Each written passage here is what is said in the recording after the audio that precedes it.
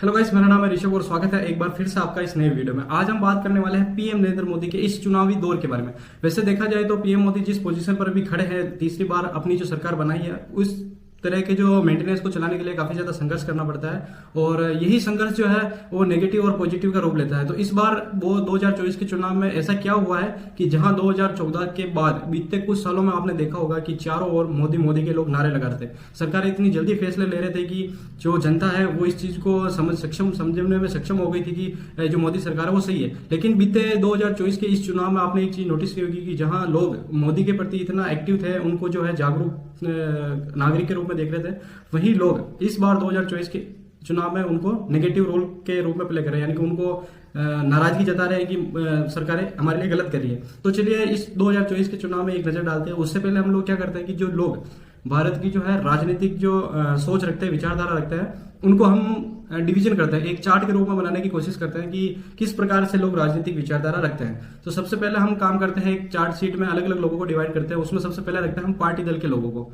जैसे कि कांग्रेस हो गई, आम आदमी पार्टी हो गई, या फिर आजाद समाज पार्टी हो गई, कोई सी भी राजनीतिक दल। अभी इसको हम विपक्ष मान लेते हैं। तो ये विपक्ष जो है अपनी जो सरकार बनाने के लिए अपने जो है कानून कायदे के हिसाब से चल रहा है, क्योंकि उनको भी अपनी सरकार बनानी है और वो विपक्ष है। तो इस विपक्ष के लोग जो पूर्ण रूप से जो है सरकार के विरोधी रहते हैं, तो ये पूर्ण रूप से कभी भी जो है अपने विपक्ष को वोट नहीं देता। तो ये तो हो गए अपने पार्टी दल के लोग। दूसरे इसके अंदर आते हैं जो लोग जातीय दल का जो है दबदबा रखते हैं। जैसे आपने बहुत सी जगहों पे नोटिस किया होगा कि यहाँ पे जो है गुर्जर जाति के लोग ज्यादा है, यहाँ पे जाट जाति के लोग ज्यादा है, या फिर यूं कहा जाए कि इस समुदाय के लोग, इस जाति धर्म के लोग ज्यादा है। तो वहां के लोग क्या करते हैं कि अपने दल का जो है एक नेता चुनते हैं, अपना दल का एक नेता बनाते हैं, और वो नेता जो राजनीतिक डिसीजन लेता है कि इस बारे में इस पार्टी को वोट देना। इस विचारधारा के लोगों में एक मत तो है कि ये लोग किसी के होते नहीं है। जैसे कोई जरूरी नहीं कि ये लोग कांग्रेस को समर्थन करें, जरूरी नहीं कि ये बीजेपी को ही समर्थन करें, ये सरकार के हिसाब से अपना काम करते हैं। तो तीसरे इसके अंदर आते हैं आर्थिक राजनीतिक वाले लोग। वैसे आपने एक चीज नोटिस की होगी कि जो लोग राजनीतिक विचारधारा या फिर आर्थिक स्थिति से जो लोग सक्षम है, वो लोग भी अपनी राजनीतिक व्यवस्था को बनाए रखने के लिए काम करते हैं। जैसे कि अगर किसी की पार्टी फंड में जो है लीडर के पास पैसा कम है, या फिर चुनाव के लिए जो है वो सक्षम नहीं है, तो वो जो जिनके पास पैसा है, जिनके पास आर्थिक रूप से वो सक्षम है या फिर राजनीतिक रूप से सक्षम है, वो लोग अपनी पार्टी के हिसाब से वोट देते हैं। अपने जो है लोगों के जो अध्यक्ष वो लोग खड़ा करते हैं चुनाव में, जिन लोगों को खड़ा करते हैं उनके आधार पर वो लोग वोट डलवाते भी है और डालते भी है। तो ऐसी नीति वाले लोग भी जो है राजनीतिक भारत की जो है आर्थिक व्यवस्था और राजनीतिक व्यवस्था में इस प्रकार से हिस्सेदारी रखते हैं। और चौथा इसके अंदर आता है जनता। आपने एक चीज नोटिस की होगी कि सबसे ज्यादा जो जनसंख्या है वो जनता की है, और जनता लगभग आप यूं समझ लो कि राजनीतिक अर्थव्यवस्था और व्यवस्था को बनाने के लिए सबसे ज्यादा जिम्मेदार होती है। लेकिन इसमें भी जो है जनता का अलग अलग मत होता है। बहुत सारी ऐसी जो जनता है जो सक्षम है, इस राजनीतिक प्रक्रिया को समझती है, जो वो अपने हिसाब से वोट डालती है। और इसमें बहुत सारी ऐसी जनता भी है जिनको ये पता ही नहीं रहता है कि हमें वोट देने से हमारा क्या होता है, हमारा वोट देना चाहिए नहीं देना चाहिए। और बहुत सारी ऐसी भी जनता है जो समझती तो है वोट डालने के लिए, लेकिन उनको लगता है कि सरकार हमें जितना दे उतना कम है। अगर उनको कोई आके, जैसे कि कोई विपक्ष की पार्टी वाला आके ये कह देता है कि हम आपको जो है इस प्रकार से आपको ये देंगे, आपको बिजली फ्री देंगे, लाइट फ्री देंगे, आप हमें वोट दीजिए, तो ये जनता उसी तरफ चली जाती है। और ऐसी भी जो राजनीतिक पार्टी है जो ये विचारधारा रखती है कि इन लोगों को जितनी सुविधा दी जाए उतनी ज्यादा इनको उसके प्रति उत्साह पैदा कर देते हैं, उनके प्रति जो है आश्रित कर देते हैं, जिसकी वजह से क्या होता है कि वो लोग इस चीज को अपने हिसाब से ले लेते हैं। जैसे कोई की किसी प्रकार से कोई पार्टी दल हो गई, वो एक चीज को लागू करता है कि जैसे सरकार ने स्कीम निकाली है, ये आपके लिए नुकसानदायक है, तो आप इसको समझो। वो लोग क्या करते हैं, इसको समझे बगैर ही जो है वो विपक्ष यहाँ पे उन लोगों की बात मान लेते हैं और वोट देने के लिए राजी हो जाता है। तो कुल मिलाकर कहने का मतलब यूं है कि सबसे ज्यादा जो जनसंख्या है, सबसे ज्यादा जो वोट है, जो वोट राजनीति में सबसे ज्यादा काम आते हैं, उन्हीं लोगों को ये पता ही नहीं होता है कि हमें किस पार्टी को वोट देना चाहिए, किस पार्टी को वोट नहीं देना चाहिए। इनको अपने अनुसार काम न करके बल्कि पार्टी के अनुसार अपने आसपास के माहौल देख के ये लोग वोट देते हैं। तो ऐसी जनसंख्या जो है सबसे ज्यादा होने की वजह से भारत की जो है ये कहने मतलब जो इलेक्शन होता है इनमें उनकी भागीदारी और उनकी हिस्सेदारी सबसे ज्यादा होती है। इसी वजह से ये राजनीतिक जो राजनीतिक चुनाव में है पलटफेर होता रहता है। तो चलिए जानते हैं कि इस बार सरकार की किन नियमों की वजह से या फिर सरकार के किस फैसले से जनता नाराज हुई है और जनता ने मोदी जी के प्रति विरोध बताई। यूं कहा जाए कि वर्तमान समय में जो सरकार है इसका विरोध जताया। तो चलिए कुछ टिप्पणियों के ऊपर नजर डालते हैं। सबसे पहले हम लेते हैं मोदी विरोधी बना कारण। जो मोदी का जो विरोधी बनने का कारण है वो क्या रहा है, तो चलिए देखते हैं और क्या जनता बताती है, इस टॉपिक के ऊपर बात करते हैं। तो सबसे पहले बात करते हैं हम टेक्नोलॉजी के ऊपर। आपने एक चीज नोटिस की होगी कि बीते कुछ सालों में जो स्कीम जो नीतियां जो 2014 से पहले आपने एक चीज नोटिस होगी कि धीमी गति से चल रही थी। पहले जो सुविधाएं ऑनलाइन नहीं थी वो 2014 के बाद उनका जो विस्तार है काफी ज्यादा हुआ है। तो ये भी एक कारण रहा है कि जो लोग पहले कागज और कहने का मतलब किसी के सिर्फ एक बार कहने के ऊपर आश्रित लोग होते थे, उन लोगों को ऑनलाइन करने से क्या हुआ कि लोगों के बीच में जो लोग मजदूर है, जो लोग कहने का मतलब ये इस प्रकार से सरकार के प्रति विश्वास रखते हैं कि सरकार हमें ज्यादा परेशान नहीं करेगी, वही लोग जो है ऑनलाइन कारण आने के कारण यूं कहा कि डिजिटल सभी जगह पे संभावना ये कहने का मतलब सभी सुविधाएं डिजिटल होने के कारण उन लोगों को ऐसा लगता है कि सरकार हमें परेशान कर रही है। जैसे कि मैं आपको एक उदाहरण बताता हूँ कि पहले जो गेहूं देने की स्कीम होती थी वो राशन कार्ड तक सीमित थी। वहां पर हस्ताक्षर होते थे, वहां पे जो बैठने वाले मैनेजमेंट करने वाले उनके हस्ताक्षर होते थे, कितना राशन आपको देना वो उस प्रकार से लेके वो घर चले जाते थे। अब क्या हो रहा है कि उसको जो है डिजिटल कर दिया गया, और डिजिटल करने की वजह से क्या हुआ कि जो जनता है उनको, जो मजदूर है, जो गरीब है, जो उनको ऐसा लगता है कि यार हर एक चीज में डॉक्यूमेंट्स लाना, कागज की कार्रवाई करना उनके लिए थोड़ा सा बड़ा हो जाता है। तो यही कारण रहा है कि जो विरोध की जो विपक्ष के जो लोग हैं वो उनको यह कहकर जो उनको मोदी को विरोध करना उनका जायज ले रहा है कि आपको जो है मजदूरी छोड़कर आपको जो काम करना पड़ रहा है, आपको डॉक्यूमेंट्स लाने पड़ रहे हैं, आपको कागज लाना पड़ रहा है, तो ये आपको जो परेशानी झेलनी पड़ रही है आपको इस मोदी सरकार की वजह से झेलने को पड़ रही है। लेकिन एक चीज है जो टेक्नोलॉजी है उसका कितना क्या फायदा है, कितना क्या नुकसान है, ये हम सब जानते हैं कि आने वाले समय में जो डिजिटल दुनिया है ये हमारे लिए कितना ज्यादा फायदेमंद रहने वाली है। तो एक ये भी कारण रहा है कि 2024 के इस चुनाव में लोगों को जो है वो ऑनलाइन होने की वजह से काफी ज्यादा जो है तकलीफ हुई है, खासकर उन लोगों को जो लोग मजदूरी करते हैं, जो लोग कहने का मतलब है कि वो सक्षम नहीं है इस चीज में, ऑनलाइन करने में सक्षम नहीं है। इनकी वजह से क्या है कि उनको कागजी कार्रवाई के लिए भागदौड़ ज्यादा करनी पड़ी, इस कारण वो मोदी जी के इस बार खिलाफ थे। और दूसरी चीज है टेक्नोलॉजी का विस्तार। देखो बहुत सारी जगहों पे ऐसा हुआ कि पहले जो ऑनलाइन की गतिविधियां थी वो इस रफ्तार से चली कि काफी ज्यादा एडवांस हो गई। पहले जहां पे जैसे कि मोबाइल की जो सुविधा थी वो कम थी, इस बार जो कि 2014 के बाद इसका विस्तार काफी बड़ा। ऑनलाइन बुकिंग सेवाएं, फोन पे सेवाएं, या फिर यूं कहा जाए कि जो टेक्नोलॉजी का बहुत ही जो सुविधाएं होती है वो 2014 के बाद उनका विस्तार होने की वजह से जो है वो लोग इस चीज को बहुत ही जल्द इसका अनुमान नहीं लगा पाए कि इतना जल्द भी इतनी टेक्नोलॉजी बदलने वाली है। तो उनके लिए जो कि ये जनता आने वाले भविष्य की टेक्नोलॉजी के खिलाफ तो नहीं है, लेकिन उनको ये नीति जो है वो समझ नहीं आई कि जो टेक्नोलॉजी है उसको किस प्रकार से काम में लेना चाहिए। और विपक्ष जो होती है, जो दूसरी सरकारें जो होती है, वो इस बात का फायदा उठाती है कि हाँ कोई सरकार ऐसी हो जो हमें इतनी टेक्नोलॉजी ऑटोमेटिकली सब कुछ वही करके दे दे और हमें जो है इतनी सारी जो दिक्कतें हैं वो झेलनी नहीं पड़े। क्योंकि एक मजदूर आम आदमी जो है इस चीज को एक्सेप्ट नहीं कर पाता, इतनी ज्यादा कागजी कार्रवाई है वो नहीं कर पाता। तो इसी वजह से क्या है कि ऑनलाइन होने की वजह से लोगों में जो विपक्ष है उनका ये कहना है कि जो मोदी सरकार है इन्होंने टेक्नोलॉजी का इतना ज्यादा विस्तार कर दिया है कि लोग इसको समझने में असक्षम है अभी वर्तमान समय में। तो वो कितना ज्यादा जरूरी है हमारे समाज और हमारे देश के लिए टेक्नोलॉजी, ये तो हम जानते ही है। लेकिन ये भी जो टॉपिक है इस विषय पर भी जो है काफी ज्यादा लोगों ने नाराजगी बताई है। एक नरेगा की जो है स्कीम चली आ रही थी, जो महिलाएं है इसमें खास तौर पर ज्यादा भूमिका निभाती है।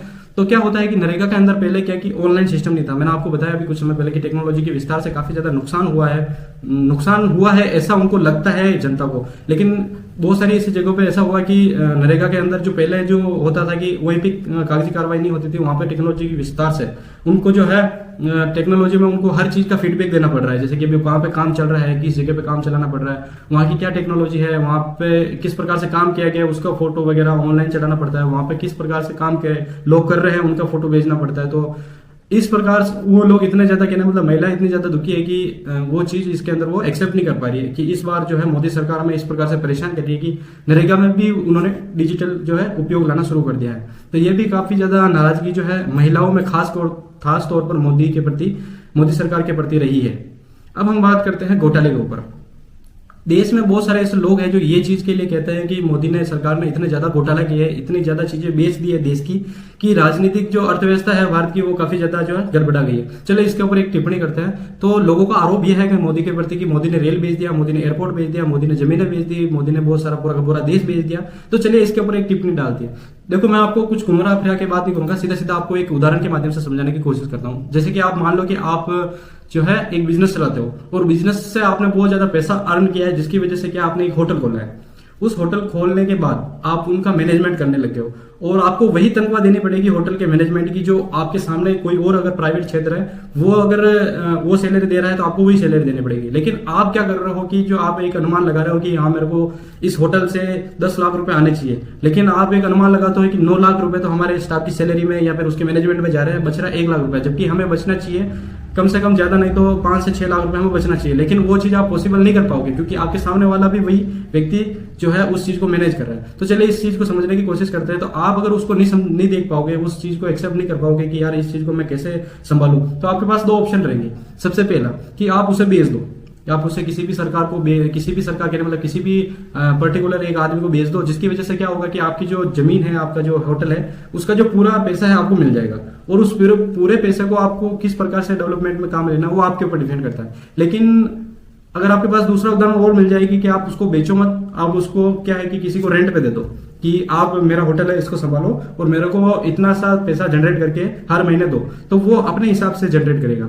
वहीं अगर आप दूसरा उदाहरण हम ले कि आपके पास मान लो 100% प्रॉफिट चाहिए आपको, लेकिन आपके पास क्या है कि आपने एक स्कूल खोली, जैसे कि स्कूल या भवन खोला है जो सरकारी स्तर पर चलता है, तो आपको उसका मैनेजमेंट करने के लिए क्या करना पड़ेगा, वही करना पड़ेगा ना। जो जैसे कि आप सरकारी स्कूल चला रहे हो, तो सरकारी स्कूल चलाने के लिए आपको जो अध्यापक, जो टीचर्स की सैलरी है, जो स्टाफ का मैनेजमेंट है, जो स्टाफ की सुविधा है, या फिर यूँ कहा जाए कि जो स्कूल की या फिर भवन की जो भी सुविधाएं हैं, जो अगला जो हमारा जैसे कोई सरकारी स्कूल है या फिर अगली जो बिल्डिंग है, अगला जो मैनेजमेंट है, अगर वही अपने स्टाफ को जैसे कि 80,000 रुपए महीना सैलरी दे रहा है, तो हमें भी अपने स्कूल में, हमारे भवन में अपने हिसाब से 80,000 रुपए उनको देने पड़ेंगे। लेकिन हमें 100% प्रॉफिट चाहिए, और 100% प्रॉफिट तब मिलता है जब उसका हम मैनेजमेंट सही रूप से करते हैं। लेकिन अगर हम मानो जैसे हमने भवन या स्कूल चला रहे हैं, हमारे स्टाफ की सैलरी जो है उसके मैनेजमेंट में ही जो है सारा पैसा चला जाए, तो क्या वो हमारे लिए फायदेमंद होगा या नुकसान होगा?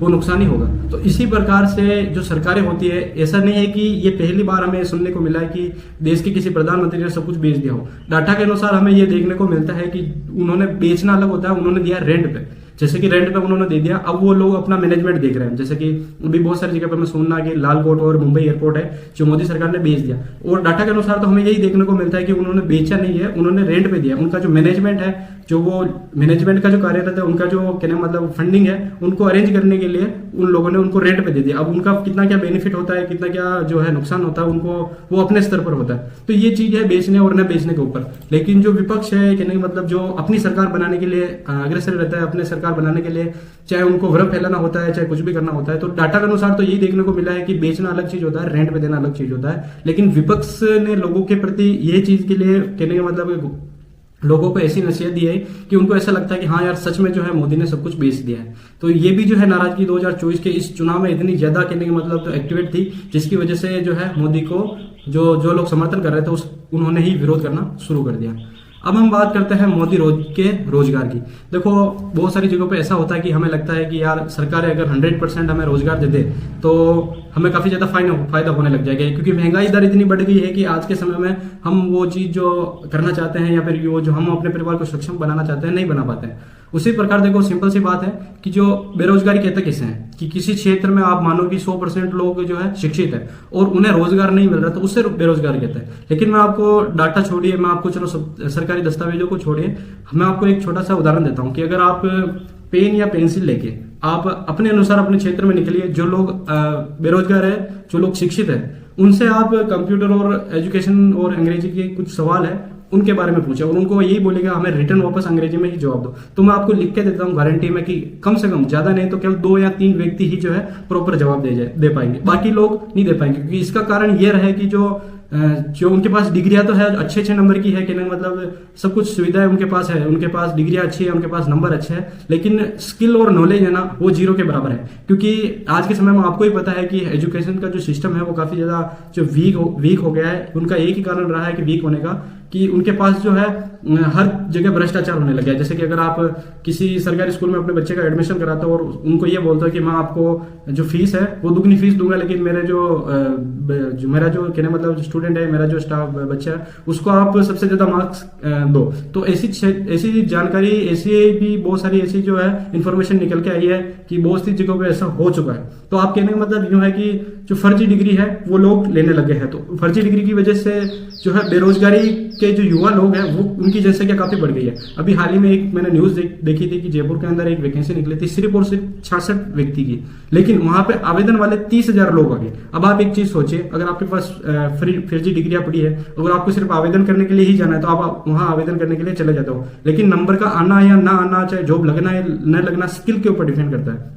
और यही है कि हमारा भारत का जो एजुकेशन सिस्टम है ये इस प्रकार से वीक है कि हमें स्कूलों में सिर्फ और सिर्फ नौकरी के लिए तैयार किया जाता है। अगर वहां पर अगर हमें स्किल सिखा दी जाए कि हमें किस प्रकार से पैसा कमाना है तो हम ये चीज वहां पे कर सकते हैं। तो ये थी लोगों के प्रति नाचगारी। तो देखो सबसे बड़ी बात तो यह है कि अगर कांग्रेस सरकार या फिर कोई भी सरकार आ जाएगी तो भी आपको 100% जो जॉब है वो नहीं दे पाएगी। उसका यही कारण रहेगा कि पॉपुलेशन और जो स्किल्स है वो अगर डेवलप नहीं होगी, या फिर यूं कहा जाए कि लोगों को स्टार्टिंग से ही बिजनेस और रोजगार के प्रति अगर जागरूक नहीं किया जाएगा तो कोई सी भी सरकार है जो वो 100% रोजगार नहीं दे पाएगी। तो ये कारण भी रहा है कि लोगों में जो युवा बेरोजगार है वो ये कहता है कि हमें वो चीज का जो मैनेजमेंट है वो हमें नहीं मिल पाया है, फिर हमें जो नौकरियां चाहिए थी वो नहीं मिल पाई है। तो ये भी बड़ा कारण रहा है। लेकिन मैं एक चीज कहना चाहता हूँ कि देखो अगर आप बिजनेस करना चाहते हो तो आप जो है, ऐसा तो है नहीं कि बिजनेस भारत में बहुत सारा कम है। अगर आप विदेश की एक बुक पढ़ोगे जैसे कि rich dad and poor dad जो रॉबर्ट टी कियोसाकी ने लिखी थी, अगर आप उसको पढ़ोगे तो आपको पता चल जाएगा कि आने वाली जो जनरेशन है, चाहे कितनी भी सरकार बदलो, चाहे कांग्रेस की सरकार हो चाहे बीजेपी की सरकार हो, आपको वहां पे एक ही चीज देखने को मिलेगी कि जो आने वाला जो समय है वहां पे जो अमीर व्यक्ति है वो अमीर होगा क्योंकि बिजनेस का पैसा वो बिजनेस में लगाएगा, और गरीब इस प्रकार से गरीब हो जाएगा कि उसके पास जो है अमीर बनने के लिए कोई ऑप्शन नहीं बचेगा। तो ये भी बड़ा कारण रहा है कि अगर आप rich dad and poor dad को एक बार आप जरूर पढ़ना कि किस प्रकार से आपके जो है बिजनेस और आने वाले समय में काम आने वाली है। अगर आप कारण देखोगे तो आपको ऐसा लगेगा कि आपको ये सुनने को मिला होगा कि मोदी जो है वो संविधान बदल देगा, क्योंकि संविधान जो है वो किस प्रकार से हमारे देश के लिए जरूरी है, कितना ज्यादा उसमें मैनेजमेंट का जो है चलाना जरूरी है, ये आप सब जानते हैं। और इसका फायदा जो है विपक्ष ने भरपूर उठाया है 2024 के इस इलेक्शन में। अगर आप एक चीज देखोगे तो जो पहले जो मुद्दे थे वो भरपूर किसी न किसी बड़ा रूप लेके अपनी पार्टियां चुन लेते हैं। इस बार भी यही हुआ कि जो मोदी के जो विपक्ष है या फिर यूं कहा जाए कि जिसको अपनी पार्टी बनानी है, उन्होंने एक ही चीज की कि मोदी सरकार जो संविधान बदलना चाहती है। देखो बात सही है कि संविधान बदलना या न बदलना जरूरी है या नहीं है, इसके ऊपर हम बात करते हैं कि संविधान में ऐसा नहीं है कि संशोधन नहीं हुआ है। संविधान बनने के 3 साल बाद ही संविधान में पहला संशोधन कर दिया गया था, और कांग्रेस के सरकार में 2014 से पहले लगभग 100 से ज्यादा जो है संविधान में संशोधन हो चुके हैं। और वो संशोधन क्यों जरूरी है वो समय के अनुसार डिपेंड करता है। ऐसा है नहीं कि देखो जो चीज हमें देखने को मिली है कि हमें हमारे ऊपर ये चीज छोड़ दी जाएगी, हमें ये चीज करनी चाहिए, लेकिन वो चीज हमारे लिए फायदेमंद है या नुकसानदायक है ये तभी डिपेंड करता है कि समय के अनुसार। जैसे कि कोई चीज होती है जो पहले से ही होती है, लेकिन जो जिस प्रकार से समय परिवर्तन होता है उस प्रकार से वो चीजें हमारे लिए नुकसानदायक हो जाती है। तो इसी प्रकार संविधान में ऐसा नहीं है कि मोदी सरकार के आने के बाद जो है वो सरकार उसको संशोधन यानी बदलना चाहती है। वो संविधान जो है इस प्रकार से बदला जाता है कि जहां पे जरूरत होती है वहां पे बदलना पड़ता है। तो इसी बात का जो फायदा है वो विपक्ष ने इस बार जोर जोर उठाया कि संविधान जो है वो मोदी बदल के ही रहेगा। और संविधान का जो पहला संशोधन आपको पता ही है कि किसी 3 साल बाद ही हो गया था। तो संविधान में अभी मान के चलते हैं जैसे 395 अनुच्छेद है, और उसमें से कांग्रेस के समय ही 100 से ज्यादा अनुच्छेद जो है उनमें संशोधन कर दिया गया था। और रही बात ये इन सब चीजों की कि ये चीजें कहाँ सिखाई जाती है, हमें तो पता ही नहीं था कि संविधान संशोधन कब होता है। तो आप कक्षा 12 की पढ़ाई कर लो, कक्षा 12 में अगर राजनीतिक विषय आप चीज देखोगे 11, 12, 10 में भी ये चीज बता देते हैं कि संविधान में इस प्रकार से संशोधन होता आ रहा है। तो ये क्या करती है कि जो विपक्ष की जो पार्टी है वो अपनी पार्टी दल को मजबूत करने के लिए, अपनी सरकार बनाने के लिए ये चीजें करती है कि जो सरकार है वो इस पर ध्यान नहीं दे रही है, सरकार जो नहीं कर रही है, सरकार संविधान बदलना चाहती है। तो इसका भी जो है बहुत ज्यादा है प्रभाव इस 2024 के इलेक्शन में हमें देखने को मिलता है। अब हम बात करते हैं कि दलितों को नहीं चाहती है मोदी सरकार। आपने एक चीज नोटिस की होगी कि बीते कुछ सालों में जो है जातीय की जो लहर है, जो जातीय विविधता की लहर है वो काफी ज्यादा प्रचलन में आई है, काफी ज्यादा है। ये लोग अपने समाज के प्रति जागरूकता फैलाने के लिए उत्साह बढ़ा है। तो इसमें जो सरकार आ रही है, चाहे अच्छे लोग आ रहे हैं, इन सभी को है घेरे में लिया जा रहा है। जैसे कि बहुत सारे दलित लोगों का ये कहना है कि मोदी जो है दलित विरोधी है। अब दलित का अर्थ हो गया है शूद्र जो काम करता है। जैसे कि वो आप आसपास के लोगों को देखो जो मीडियम वर्ग के, मध्यम वर्ग के लोग हैं, जो रोजमर्रा की जिंदगी के लिए काम करते हैं, वो SC ST OBC की श्रेणी में आते हैं। और जब उनको ये पूछा जाता है कि जो है क्या कारण है कि बताओ कि मोदी सरकार आपके लिए वो जो है विरोध का कारण है, या फिर यूं कहा जाएगा आपके साथ भेदभाव होता है, तो वो लोग एक ही चीज कहते हैं कि जो राम मंदिर का जो मुद्दा उठा है वहां पर जो द्रौपदी मुर्मू जो हमारे राष्ट्रपति है उनको नहीं बुलाया गया है। ऐसा क्या कारण रहा है कि सभी जो है बड़े बड़े लोग वहां पे आए लेकिन उसका कारण नहीं, वो नहीं आए? तो मैं आपको एक उदाहरण देता हूँ कि देखो, बहुत जगह आपने ये देखने को मिला होगा कि जो दलित वर्ग के लोग हैं जो शादी के समय घोड़ी पर चढ़ते हैं, तो जो अदर समाज के लोग होते हैं, जो कहने मतलब यूं है कि समाज में ऐसा माना जाता है कि जो ऊंची कास्ट के लोग होते हैं उनको नीचे उतार देते हैं। तो वो नीचे उतारते हैं तो वो लोग विरोध करते हैं। जैसे कि मेरे साथ अगर ऐसा होता है तो अगर मेरे की भावना को ठेस पहुंचती है तो मैं उसका विरोध करूंगा। और विरोध में क्या है कि मैं खुद भी पीड़ित हूं, तो मेरे को पता है कि मेरे को विरोध करना है, तो मैं अपना जनसमर्थ लेता हूं और उनका विरोध करता हूं। तो ये अलग चीज होगी कि उनके साथ सच में भेदभाव हो रहा है और ये लोग जो है हमें नहीं चाहते यहाँ पर कि इस प्रकार की समाज हमें नहीं चाहती। लेकिन आपने एक चीज नोटिस की होगी, द्रौपदी जो मुर्मू है वो उन्होंने ये चीज का मुद्दा नहीं उठाया है कि मुझे मंदिर में नहीं बुलाएंगे। हालांकि क्या कारण रहे हैं क्या कारण नहीं रहे ये तो देखो उनकी आपस की बात है, लेकिन लोगों का जो मुद्दा है वो कुछ इस प्रकार से रहता है। तो जब उनको तकलीफ होती है पीड़ित को तो वो खुद अपना जनसमर्थ लेके विरोध करता है। तो अगर ममता अगर कहने मतलब जैसे कोई अगर आदमी है उनको तकलीफ हो रही है, जैसे कि कोई मुद्दा है जो उनको खुद को तकलीफ होती है, तो अगर वो जनसमर्थ लेकर उनका विरोध करता भी है तो भी कहने का मतलब हम इस फैसले को मान के चलते हैं कि ये जो किसी गिरोह है, कोई समूह है, वही हमारा विरोध कर रहा है। अब जो समूह है वो हमारा अगर जैसे कि कोई जातीय विविधता करता है, जातीय भेदभाव करता है, वो अगर किसी पार्टी को समर्थ करता है तो इसका मतलब ये नहीं होता है कि वो पूरी पार्टी ही गलत है। तो वो पार्टी अपने आप हिसाब से चलता है। तो इस बात का जो फायदा है वो विपक्ष ने भी उठाया है और अन्य पार्टियों ने भी उठाया है, जिसकी वजह से क्या है कि लोगों को ऐसा लगने लगा कि हाँ यार मोदी जो सरकार है, मैंने आपको स्टार्टिंग में बताया था कि जो सबसे ज्यादा वोट की ताकत रखते हैं, जिसके पास सबसे ज्यादा समूह का वोट होता है, उनको किसी बात का अनुरूप दे दिया जाए कि हाँ आपके साथ ये हो रहा था, ये उनके साथ हो जाता है। और कोई पार्टी जो उनका समर्थन करने लग जाती है कि आपके साथ हम ऐसा करेंगे, तो वो लोग ऐसा करने लग जाते हैं। तो यही कारण रहता है कि 2024 के चुनाव में है जो मोदी का जो काफी ज्यादा विरोध हमें देखने को मिलता है। इसमें एक कारण और आया है कि मोदी के विरोध होने का कारण सबसे बड़ा ये भी सामना है कि ये जो है अतिक्रमण जो है सबसे ज्यादा हटाने का काम किया है। आपने बहुत सारे न्यूज में बहुत सारी जगहों पे ऐसा देखा होगा कि कहीं बुलडोजर चल रहे हैं, कहीं जो होटलों का है उनको हटाया जा रहा है, कहीं मंदिर हटाए जा रहे हैं, कहीं मस्जिद हटाई जा रही है, बहुत सारी ऐसी जगह पे जहाँ पे ये चीजें की जा रही है। तो ऐसा करना ना करना, ये अगर आप किसी बच्चे को भी पूछोगे कि अगर आपकी जगह है और आपकी जगह पर अगर कोई दूसरा आके अतिक्रमण करके अपना मकान खड़ा कर देता है और उसको रेंट पे देता है या रहने लग जाता है, तो आपको कितना ज्यादा नुकसान होगा। वहीं अगर जैसे कि मैं है जो अपनी जो है हाईवे के पास एक जो मेरा खेत है, उस खेत पे मैं अगर होटल बनाऊं और उस होटल का जो क्षेत्रफल है अपनी जो जमीन है उससे ज्यादा ले लूं, तो अगर वहां पे जैसे कोई नेशनल हाईवे बन रहा हो या फिर यूं कहें कि कोई सरकारी सुविधा हॉस्पिटल बन रहा हो, स्कूल बन रहा हो या फिर कुछ भी बन रहा हो, तो उस जो है उसको सरकार को किस प्रकार से नुकसान होगा। क्योंकि एक तो हमने उस जगह का अतिक्रमण किया है और उसके बाद हम उसको लेने के लिए नाराजगी जताए, तो ये बात गलत है। क्योंकि सरकार अतिक्रमण को हटाती है और अतिक्रमण देश के लिए काफी ज्यादा फायदेमंद होता है, ये बात हर सबको पता है। तो ये भी जो है कारण रहा है कि मोदी सरकार का जो है लोग विरोध कर रहे हैं। तो क्या मोदी सरकार ने राम मंदिर के अलावा 370 के अलावा या फिर यूं कहा जाए कि कुछ राजनीतिक मुद्दों को छोड़ के और कोई काम किया है, नहीं किया है? चलिए इस पर एक नजर डालते हैं। तो अगर आप इस पे गूगल पे सर्च करोगे तो आपको एक पीडीएफ मिल जाएगी, मैं आपको जो है ये इसके अंदर पिन कर दूंगा। तो आप उसको अंदर देखना कि जो कांग्रेस सरकार ने जो अति महत्वपूर्ण जो नीतियां चलाई थी उनको साथ रखते हुए और अपनी नई जो सुविधा है उनको साथ रखते हुए मोदी सरकार ने 170 से अधिक जो है सेवाओं को, सुविधाओं को यूं कहा जाए कि जो महत्वपूर्ण जो योजनाएं थी उनको चालू रखने के लिए 5 साल तक अपना पैसा, सरकारी फंड से पैसा खर्च किया है। तो उन चीज का मैनेजमेंट करने के लिए, उनको चालू करने के लिए जो मुद्दे होते हैं वो आम जनता तक नहीं पहुंच पाए, और यही कारण रहा है कि जो मोदी का है लोग विरोध करने में सक्षम हुआ है। और उनका कहना भी सही है, क्योंकि उनकी जो 170 से ज्यादा सुविधाएं लोगों को चल रही है, लेकिन उनमें से उनको 5 सुविधा भी अगर नहीं मिल रही है तो उनके लिए सरकार का होना या न होना वो कोई महत्वपूर्ण नहीं रखता। तो इसी प्रकार से है जो लोग उनका विरोध करने पर उतर आए हैं। तो मैं यही कहना चाहता हूं कि कांग्रेस, बीजेपी, आम आदमी पार्टी, सपा बसपा, कांग्रेस, बीजेपी, इन सब के अलावा अगर हम एक चीज पर नोटिस करें कि सरकार की जो भी सुविधाएं आ रही है वो आम जनता को किस प्रकार से सबसे पहले पहुंचाई जाए, इस पे अगर हम जोड़ दें तो हम जो है बेहतर सरकार चुनने में हम मदद कर सकते हैं। तो अगर आपको जो है ये वीडियो अच्छा लगा तो आप इसको शेयर जरूर कीजिएगा, चैनल को सब्सक्राइब कीजिएगा हमारे इस यूट्यूब चैनल को, ताकि हमें कुछ मनोबल मिलते रहे और हम अपनी जो स्किल्स है वो हम आपको वीडियो के जरिए आपको बता पाए। तो अगर आपको वीडियो अच्छा लगा हो तो लाइक, सब्सक्राइब और अपने दोस्तों को शेयर जरूर कीजिएगा। और कांग्रेस में मेरा तो यही कहना है कि कांग्रेस और बीजेपी ये सब राजनीति को छोड़ के अगर हम अपनी स्किल्स या फिर यूं कहा जाए कि बिजनेस पर ध्यान दें तो हम जो है काफी ज्यादा अपने जो जीवन में है आगे बढ़ पाएंगे। तो मिलते हैं अगले वीडियो में, तब तक के लिए नमस्कार।